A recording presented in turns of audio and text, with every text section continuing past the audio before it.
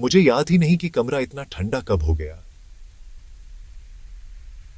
अभी 1 मिनट पहले तो गर्म था। अब खिड़की से आती नीली रोशनी दीवारों को ब्रूजेस जैसी लग रही है। कैंडल हिल नहीं रही है। ये ऐसे कांप रही है जैसे किसी ऐसी चीज से डरी हुई हो जो मुझे दिख नहीं रही। फिर से वही वो हवा में भारीपन, जैसे किसी ने मेरा नाम बिना आवाज के लिया हो। मैं खुद को बताती रहती हूं कि कुछ नहीं है, लेकिन कुछ नहीं से लकड़ी कंप्लेन नहीं करती। कुछ नहीं से फ्लेम ऐसे दूर नहीं झुकती जैसे भागना चाहती हो। उन्होंने कहा था, अगर तुम्हें कभी ये फील हो तो पीछे मुड़कर मत देखना, उसे चेहरा मत देना, उसे नाम मत देना। लेकिन नाम परमिशन नहीं मांगते, कभी कभी वो पहले आ जाते हैं। निलिंदा, ये शब्द मुझे कल तक नहीं पता था। आज रात यही सब मेरे पास है। ये उस कोने में लटक रहा है जहां तक नीला रंग नहीं पहुंचता। ये मेरे पीछे ऐसे बैठा है जैसे कोई बात जिसे मैं सोचना नहीं चाहती।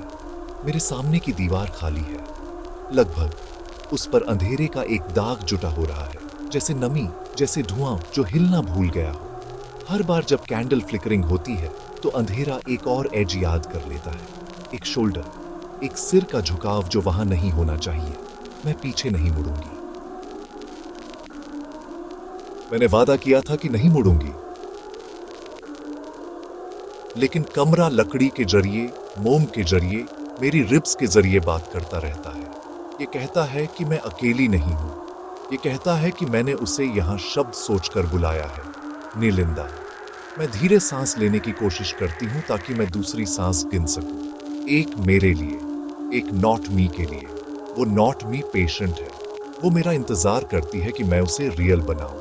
क्या आपको वो फीलिंग पता है जब एक शैडो आपको परफेक्टली फिट करती है, जैसे उसने आपकी आउटलाइन की प्रैक्टिस की हो जब आप सो रहे थे।